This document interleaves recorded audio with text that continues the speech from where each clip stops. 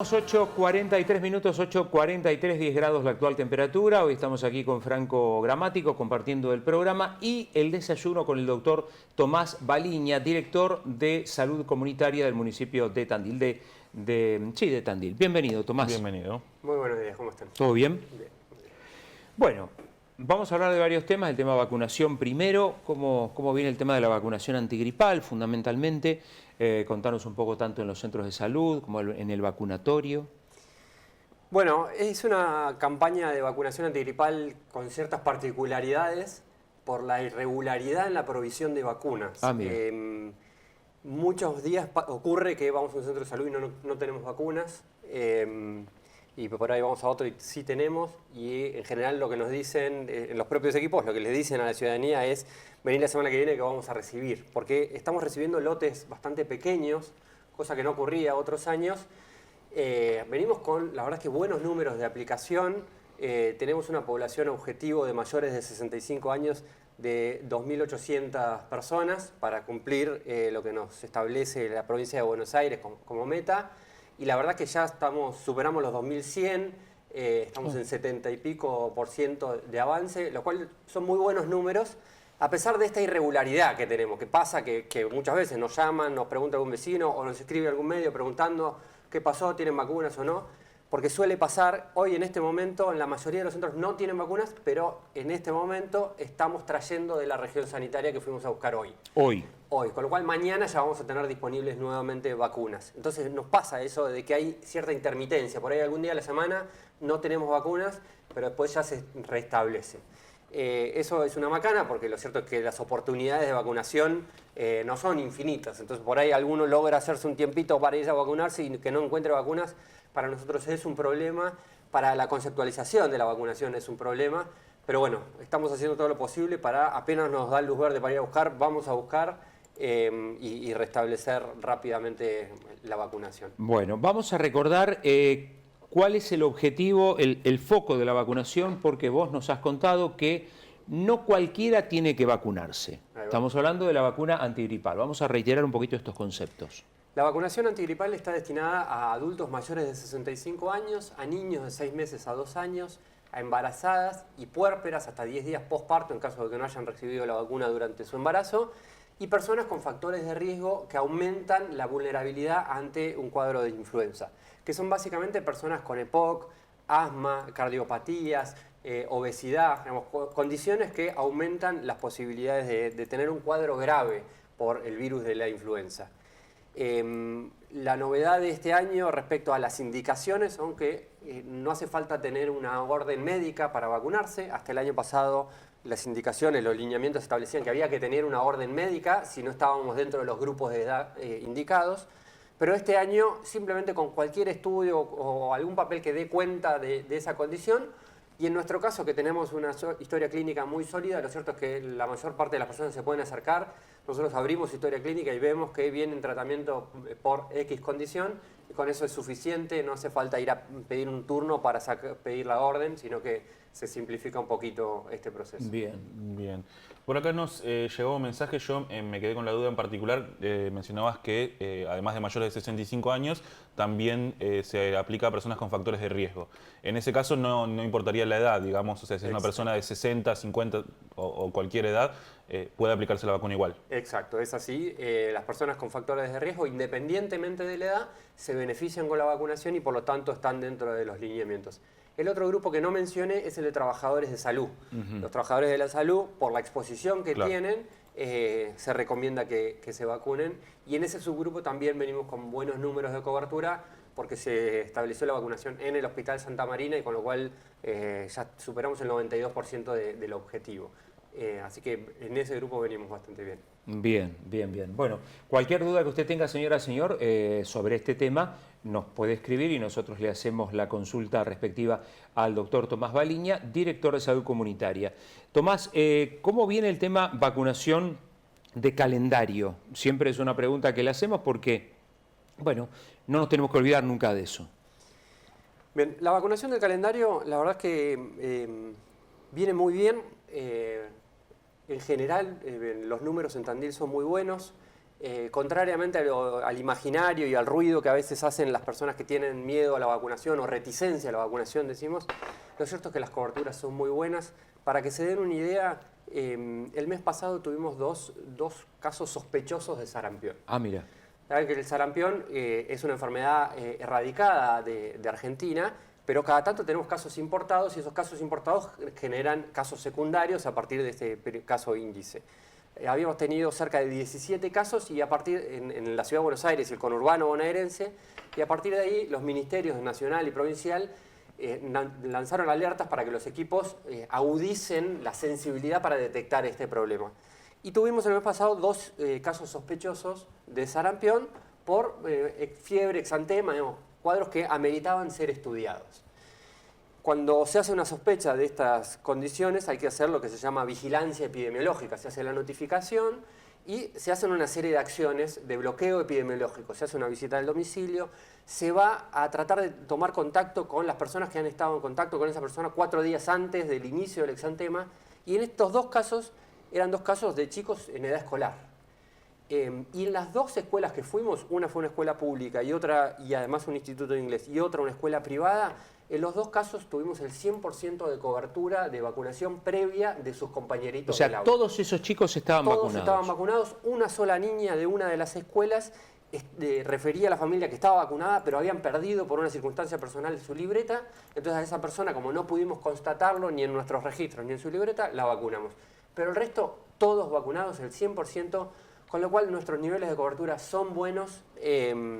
Cuando monitoreamos los indicadores, que en general estamos entre el 85 y el 90%, entendemos que no logramos más por algunas dificultades de registro, por ejemplo, porque hay personas que se vacunan en farmacias privadas. Claro. Y las farmacias privadas todavía no han comenzado a registrar en el sistema nacional, que es un trabajo que tenemos por delante, ¿no? Porque ya hay una ley que establece que deberían registrar, si aplican vacunas de calendario, deberían registrarlas, así que ahí tenemos un camino por delante para hacer con las farmacias que aplican vacunas para que lo puedan registrar, ¿no? Claro. Porque eso también nos permitiría dar cuenta números un poquito más reales de la situación. Lo que monitoreamos nosotros desde el sistema público, en general, con la mayor parte de las vacunas de calendario, estamos en 85-90% al finalizar cada. Bien, así que los números bien. en general son... Digamos que ha bajado la reticencia a la vacuna. La reticencia nunca fue muy alta, excepto con vacuna COVID, que ahí sí, que encima es una vacuna que no está en el calendario, nunca fue obligatoria. Entonces, es cierto que generó miedo, confusión, la pandemia obviamente revolucionó muchas cuestiones, pero las vacunas del calendario tienen muy buena aceptación y siguen teniendo muy buena aceptación. El doctor Tomás Baliña está con nosotros. Así es, sí, sí. Yo, algunos mensajitos que leer que llegan al 2494062800. Nos consultan por acá, ¿cada cuánto se debe dar la vacuna de neumonía? La vacuna de la neumonía es una vez antes de los 65 años y después una dosis más 5 años después y no hace falta volver a repetirla. Perfecto. Pero la antigripal sí es anual la dosis. Anual. Sí. La antigripal anual, la neumonía 2 veces en esas condiciones que vos planteaste. Sí, a los 65 y después 5 años después. Perfecto. Y nada más, ya eso dura. Nos consultan justamente sobre la vacuna antigripal, si en el día de mañana se tendrá disponibilidad en el vacunatorio de Rodríguez y Maipú. No sé si tenés en concreto esa información, porque nos dicen que fueron 2 veces y ya se habían terminado. Correcto, sí. El de Rodríguez y Maipú sin duda que tenemos porque es el vacunatorio central donde las recibimos y mañana ya empezamos la distribución en todos los centros de salud, pero el de Rodríguez y Maipú sin duda que va a tener. ¿Horario de vacunación de vacuna antigripal? La vacunación, el horario del vacunatorio central es de 8 a 16 horas. Obviamente uno si va a las 16 no va a tener posibilidad de vacunarse. Pero vacunación antigripal están haciendo sobre todo de mañana. De mañana. Si alguien necesita vacunarse a la tarde porque por alguna circunstancia no puede ir en ese horario, se lo explica y lo van a vacunar aún siendo la tarde. Bien, bien, bien, perfecto. Entonces eso a tenerlo en cuenta también. Estamos con el doctor Tomás Baliña. Nos trajo un informe, bueno, nos lo mandó y ahora nos trajo un informe de los centros de salud comunitaria. Un informe muy completo que nos contaba fuera de micrófono que lo hacen todos los años. ¿De qué se trata, Tomás? Contanos, porque hay mucha y valiosa información acá. Bueno, este informe intenta reflejar el trabajo que se hace en los centros de salud comunitaria. La pregunta que nos hacemos es cómo dar cuenta de nuestro trabajo, cómo saber si estamos trabajando bien o no. Y para eso las evaluaciones sanitarias más tradicionales evalúan cantidad de consultas. Pero nosotros entendemos que esa valoración es bastante limitada para entender si está funcionando bien o mal, ¿no? Números de consultas es algo limitado. Claro, si uno dice, hicimos 190.000 consultas, como es el total de consultas de todas las disciplinas de salud comunitaria. ¿Eso es bueno, eso es malo, es mucho, es poco? Bueno, la verdad que ese número no alcanza. Entonces, lo que intentamos hacer con estos análisis es mirar algunos indicadores o algunos procesos de trabajo un poco más direccionados para entender, bueno, cómo venimos con la población con diabetes, o cómo venimos con las coberturas de vacunación, o cómo venimos con el rastreo de cáncer de cuello de útero con Papa Nicolau. Y para eso, la lógica de este informe es a nivel poblacional. Lo que miramos es cuál es la población que tiene a cargo cada uno de los centros de salud comunitaria y calculamos estos indicadores para esa población. Entonces podemos mirar con esto, con la historia clínica electrónica y con algunos trabajos que nos ayuda la gente de epidemiología o la gente de cómputos del Sistema Integrado de Salud. Podemos decir, bueno, en el Centro de Salud Villa Italia venimos de tal forma con la población con diabetes o con la condición que estemos analizando, las usuarias de métodos anticonceptivos, los niños con cuadros de IRAP, de infecciones respiratorias agudas bajas, ¿no? Todo eso es lo que intenta reflejar este informe, es un informe general, pero después tenemos un informe igual de cada uno de los centros de salud mostrándole datos de su centro de salud y de su población.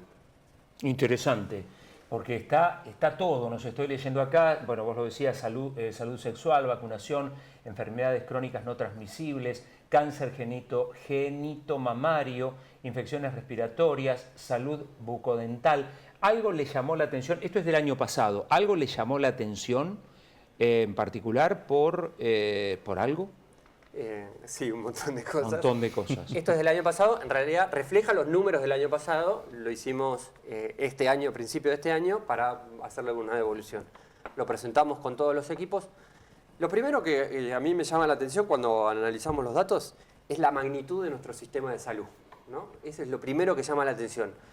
Uno a veces tiene el imaginario de que en el centro de salud son algunas consultas, se resuelven algunas cuestiones, y lo cierto es que tenemos más de 190.000 consultas profesionales en centros de salud comunitaria por año.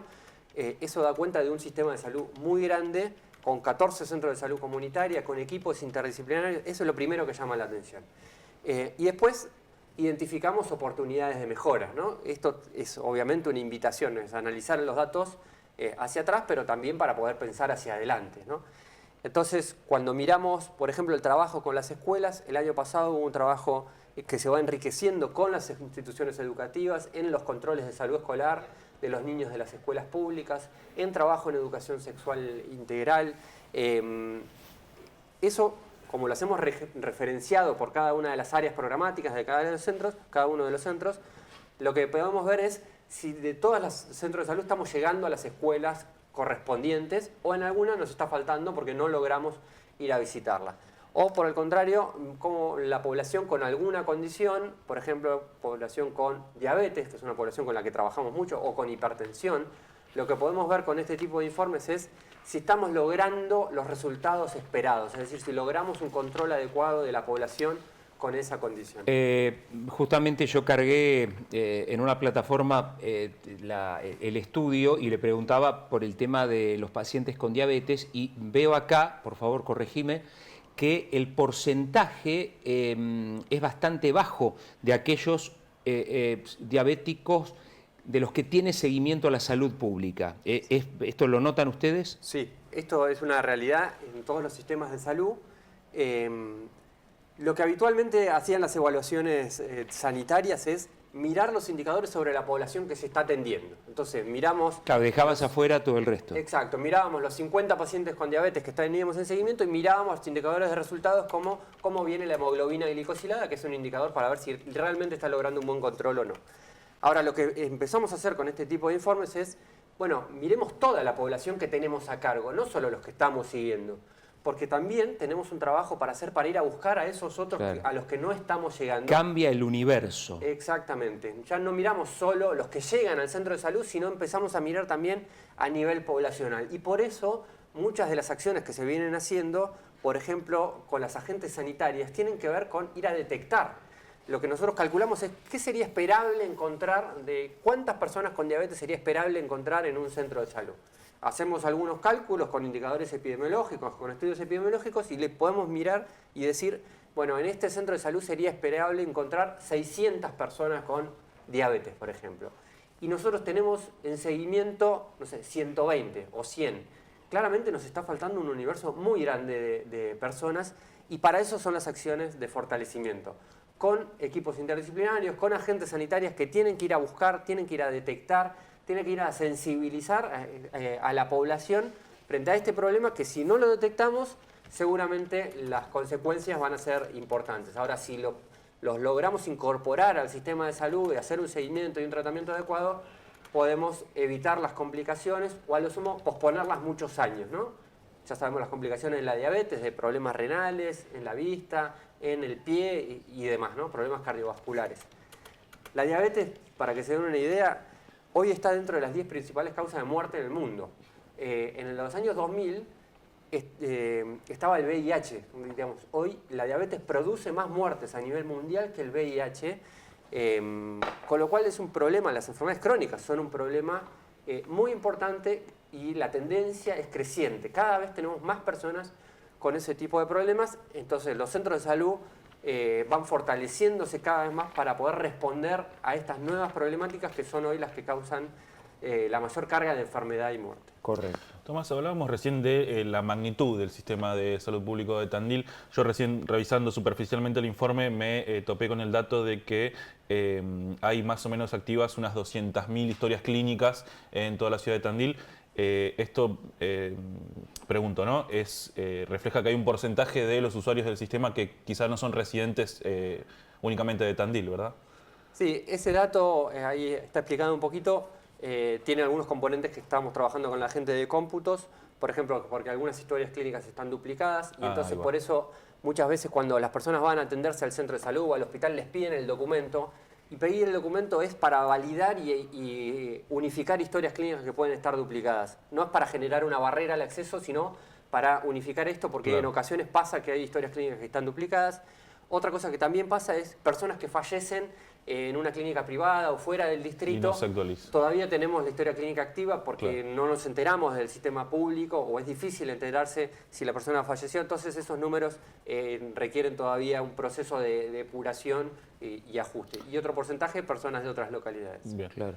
Estaba viendo acá el tema de las mamografías, que por la cantidad de mamografías, cerca de 1.500 que se hicieron el año pasado en mujeres de entre 50 y 70 años, se ha cubierto apenas un 20% de ese grupo.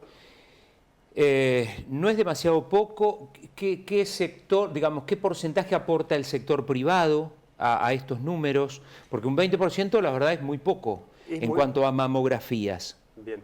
Es muy poco, y estos números son solo del sistema público. Acá no están informadas las del sistema privado, ni siquiera las que se hacen en la campaña del Octubre Rosa, que a veces se hacen en instituciones privadas. Esas no están contabilizadas. Pero además, el sistema, la verdad es que hoy hace bastantes más mamografías que esas. Estas son mamografías hechas a mujeres entre 50 y 75 años, con lo cual también hay una oportunidad de mejora de a quién le solicitamos esta práctica. En algún sentido, nosotros discutimos esto bastante con los equipos, de, bueno, ¿quién se beneficia con la vacunación antigripal? ¿Un adulto joven o un adulto mayor de 65 años? No hay ninguna duda que un adulto mayor de 65 años, ¿no? Entonces, con la mamografía pasa lo mismo. Las evidencias muestran que la población que más se beneficia con esta práctica son las mujeres de 50 a 75 años. Entonces, deberíamos intentar fortalecer ese grupo y tal vez no promover tanto la mamografía en otros grupos que no se benefician Ahora, tanto. digamos, en ese grupo mismo es bastante escaso el porcentaje de mamografías. Es bastante escaso y hay un terreno para trabajar. Hay una pregunta, ¿hay tiempo ocioso del mamógrafo en el hospital? No, no lo hay. Ahora, tal vez sí hay realización de mamografías a mujeres que no se benefician con la práctica. Entiendo. Entonces ahí está nuestra mayor oportunidad de mejora. No hay tiempo ocioso, lo cierto es que en determinados momentos del año por ahí nos quedamos sin turnos para mamografía y tal vez nos demore un poco ese turno, pero sí hay oportunidades de mejora en a quién le prescribimos o a quién le solicitamos esto. Estamos hablando de mujeres asintomáticas, sin antecedentes familiares y demás, ¿no? Porque hay circunstancias que por ahí una mujer de 35 años necesita una mamografía y si el profesional se la prescribe, se la indica, por algo será, por supuesto. No es que está mal hacer una mamografía fuera de esa edad, no. No es eso lo que estamos diciendo. Ahora, como práctica de rastreo de cáncer de mama, sí lo que muestran las evidencias y las recomendaciones oficiales es este grupo y además lo que recomiendan es hacerla cada 2 años, ¿no? No todos los años. Ahora, si nosotros hacemos todos los años a un grupo de mujeres que encima es bastante mayor al grupo recomendado y tal vez estamos perdiendo la oportunidad de ofrecérsela a esa mujer de 70 años, de 65 años que está solicitando el turno. Está el doctor Tomás Baliña con nosotros, vamos a ir a hacer la pausa ahora, pero vamos a seguir charlando con él.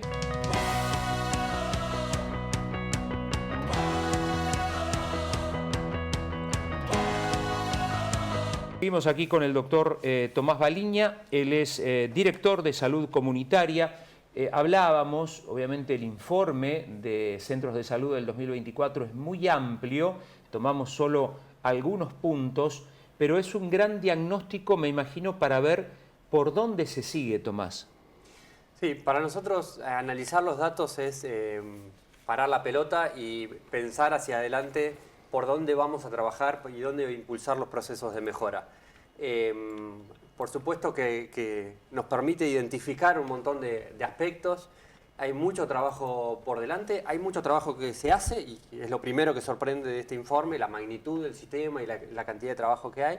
Y también a partir de acá vemos muchas cuestiones que podemos seguir trabajando y mejorando. Ese es el espíritu con el que trabajamos todos los días, con procesos de mejora continua.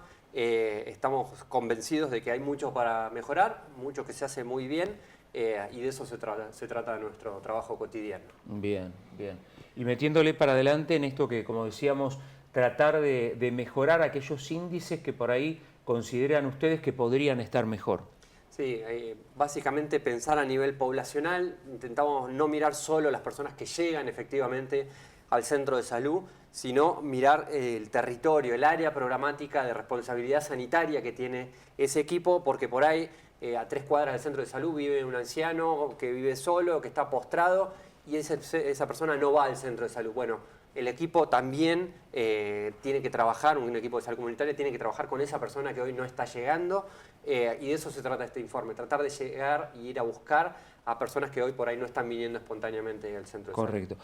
Esto no corresponde a tu área, pero ¿hay algunos números en cuanto a porcentajes de qué porcentaje de la población se atiende en el sistema público y qué porcentaje en el sistema privado? No. ¿O estimaciones? Sí, hay varias estimaciones. Es compleja la respuesta porque estimamos que casi el 100% de la población ha tenido algún contacto con el sistema de salud, ya sea por una vacunación, por una consulta en la Guardia de Santa Marina o una consulta en algún centro de salud comunitaria. Entonces, creemos que hay muy pocas personas que no han tenido ningún contacto y por lo tanto no tenemos historia clínica. Después, de los que tienen uso habitual, se estima que más o menos el 60% de la población es usuaria habitual del sistema público de salud. Un poquito menos del 50% tiene cobertura pública exclusiva, es decir, que depende exclusivamente del sistema de salud.